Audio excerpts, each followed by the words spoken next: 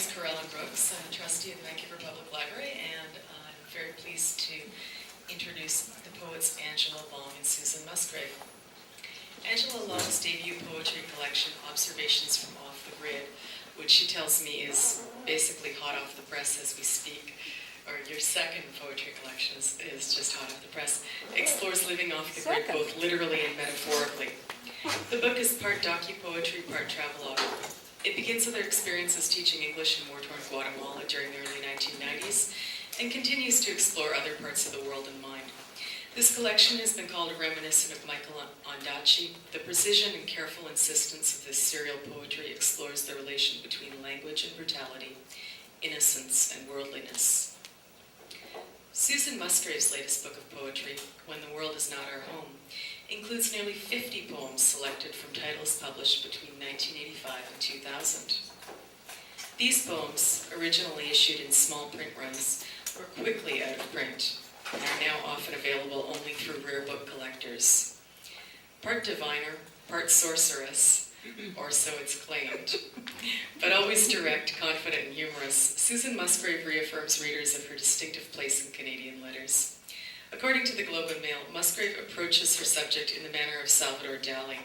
She distorts reality until it approximates her bizarre vision of the world. If you're interested in these programs or in a whole bunch of other events that the library offers, we have these brochures at the back, and there's one for April as well.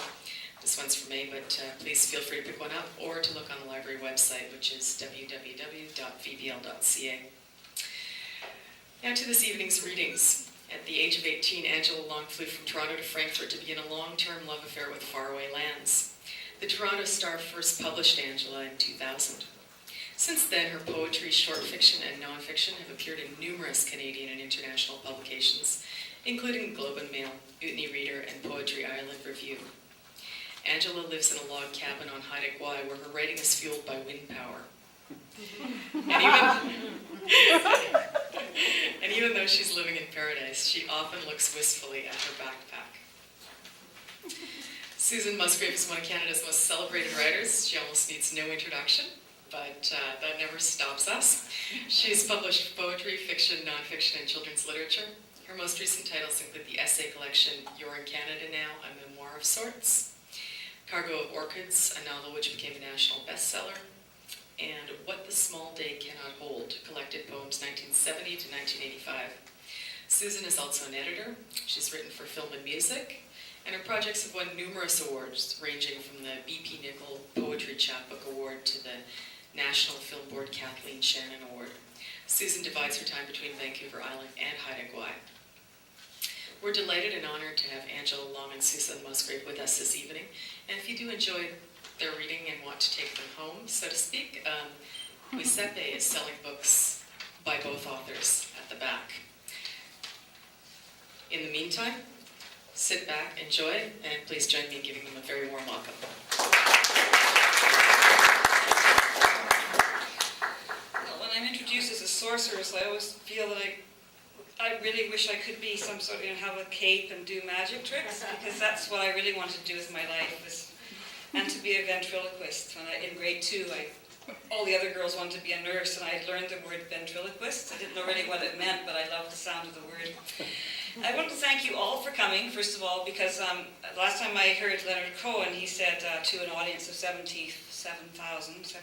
80,000 people, that he realized that when people came out to hear him, they had many alternatives. They could be anywhere that evening, and they had chosen to come and hear him, how humbled he felt. And so I felt humbled that enough to think that I should probably say that to audiences, because it's really true. You could be watching TV, lots on a Tuesday, Wednesday, Thursday, what night is it? Wednesday. Okay, Wednesday. I'm introducing, it's my great pleasure to introduce Angela Long, otherwise known as Angie to those of us who live on North Beach. And as far as I know, it's her first poetry collection, but she is such a secretive, private person that it could very well be her second, and I just don't know about it. She constantly surprises me, so I'm not going to, I'll let her talk about that. But as far as I also know, this is her first poetry reading.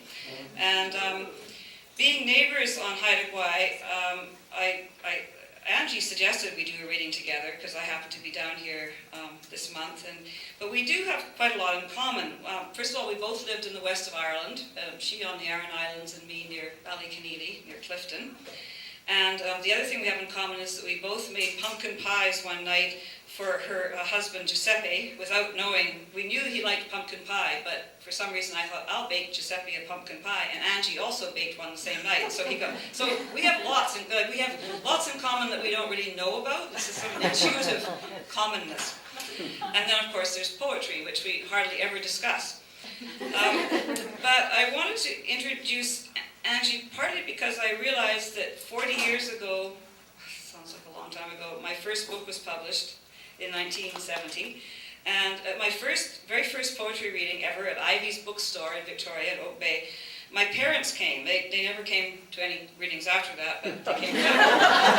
And my great aunt Constance, who lived in the Empress Hotel and was quite an eccentric, in fact, who bragged about giving away 2 Emily cars to the Goodwill. She called her that dreadful woman. I mean, wouldn't need to write. I could just be living off Emily cars, the royalties for these paintings, worth several million each. She kept Uncle Charles's paintings of the Khyber Pass, which I had inherited. Anyway, my father started telling, in the middle of my reading, in a loud voice, started saying he had claims to literary fame as well, and that he'd been caned by Graham Greene's father at his boarding school in England, in Berkhamsted. And Robin Skelton, who was then alive, very much alive, turned to him and said, "Shh," in a loud voice. My father then went outside to have a cigarette, and my mother followed to, chastise him for ruining my reading. However, things got even more complicated in that Robert Sward, another poet, decided he'd come to the reading to have fisticuffs with Robin Skelton because Robin had prevented him from getting tenure at the university. So suddenly Robert jumped and punched Robin and missed and hit the bookshelf, and wine and books went everywhere. And my siblings were quite impressed. They expected a sort of lugubrium of a poetry reading, and here was this. So nothing's ever been quite as exciting. I tell this story because I know that Angie's parents I'd like to welcome, and they've come all the way from Oshawa just to hear Angie read. They're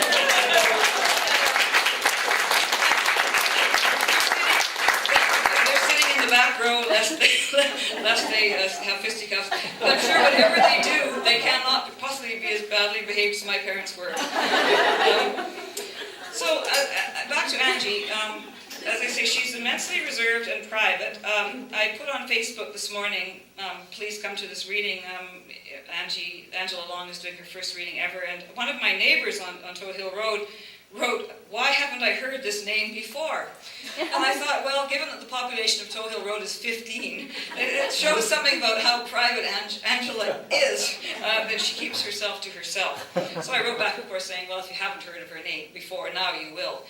And she's so private that, in fact, I have never even read any of her poetry. So it's taking quite a risk tonight. My reputation is on the line. But I somehow think that she gets very high marks because she's one of the few poets I've met who didn't approach me. We became friends, and she never said, will you read my book? And of course, as all of you who are writers know, this is the most common thing to happen, is not let's be friends, but will you read my book and help me find a publisher? And I like to help people, but I was so happy when Angie didn't say that I thought this really augurs well for her career. So I'm not going to say any more because I know you're all waiting to hear her. One final comment. An hour ago in my hotel room, I looked on Facebook, and here's a message from a young accordion player on Tow Hill Road, and he said, "Got Angie's book. Peaking, spelled P-E-A-K-I-N-G. This is why we call Tow Hill Road community as THC, is the Tow Hill community, and that's for a good reason. Peeking at it looks great. It must be as balanced as she is." So I'm thinking, balanced? Anyway, now that I'm hoping that I've completely thrown her off balance, I'd like you to welcome Angela Long.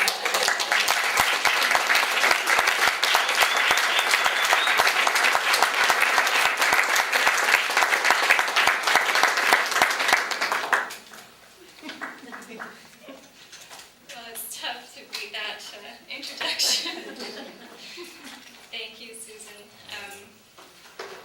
I'm sorry if I have to refer to my script here, but as Susan said, this is my first poetry reading.